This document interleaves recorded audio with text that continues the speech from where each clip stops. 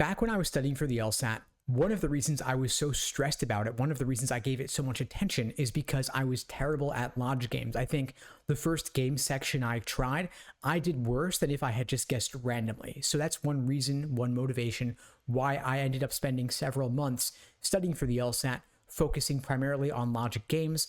I was actually a bit better at logical reasoning and reading comp because I'd been reading for my whole life. But games, I was not a quantitative-oriented person. Games did not come naturally to me. And so the fact that games are not going to be on the LSAT this August could be great news for anyone out there taking the LSAT this fall. Because if you decide that you're not going to let the lack of games prevent you from giving it your all, you're going to be at a relative advantage compared to those who think to themselves, oh, the LSAT's going to be easy now because there's no games on it.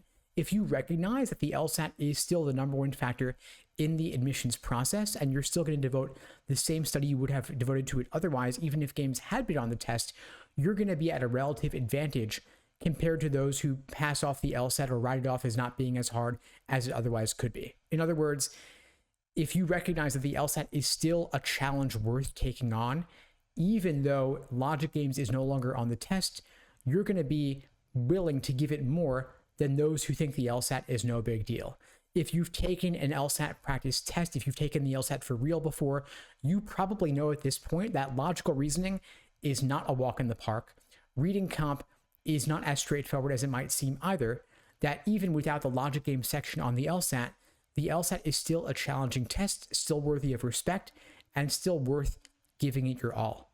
Now, the LSAT, of course, there are less than 3 months until the August test. Logic games will no longer be on the exam. Instead, it's replaced by a second scored logical reasoning section.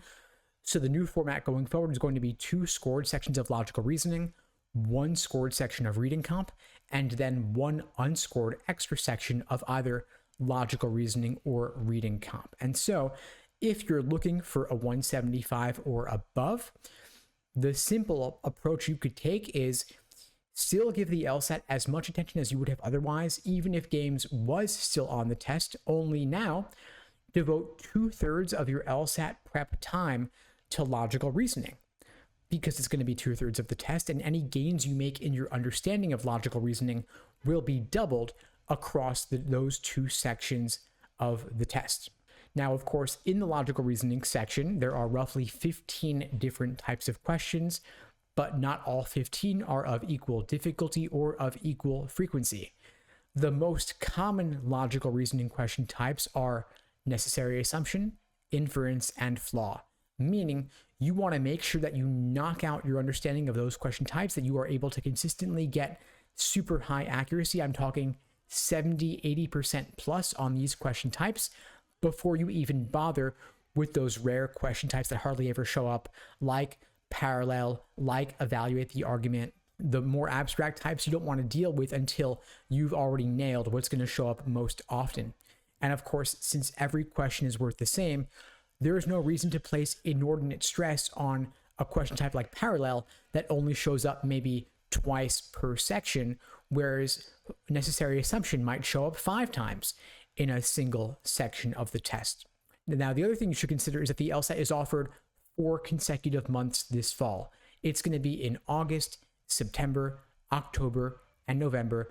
You could take any of those 4 LSATs and still apply early enough in the cycle, and you could theoretically take all 4 of those exams if you wanted to. Not that I'm recommending it, of course. I think maybe taking 2 or 3 of those would be more than enough, but know that you have that option available to you if you have not taken the LSAT before. Of course, there are retake limits. You can take the LSAT 5 times in 5 years, so just consider what your previous LSAT history involves when deciding going forward. But you might want to say, I'm going to aim for August, then have September as a backup where I'm already signed up for it, just in case anything happens with a bad proctor, with a tech issue, just for peace of mind, knowing that you have that in your back pocket. At LSAT Unplugged, we help students create personalized day-by-day study plans, laying out exactly what to do every single day between now and your target test date. If you're interested in finding out more about what our plans look like and how to join our programs with live small group coaching sessions and one-on-one coaching as well to help you hit that 170 plus, you can check out the links below the video to find out more and to book a call with me and my team. We'd be glad to help you out. Now, when we look at what your study plan is going to look like over the next 2 to 3 months or so, I would recommend considering the three primary phases of LSAT prep: accuracy, pacing, and endurance. Accuracy is where you understand the proper question stem type, the proper approach to each of those 15 or so types of logical reasoning questions. Maybe you're drilling questions by type. You then move on to pacing, doing timed sections with 35 minutes under standard timing. Then you put it all together with full-length exams to help build up your endurance.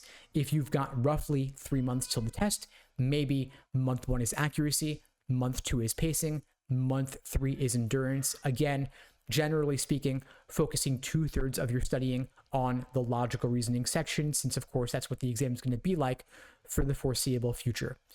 Anyway, folks, that's all for now. In the meantime, I wish you all the best and take care.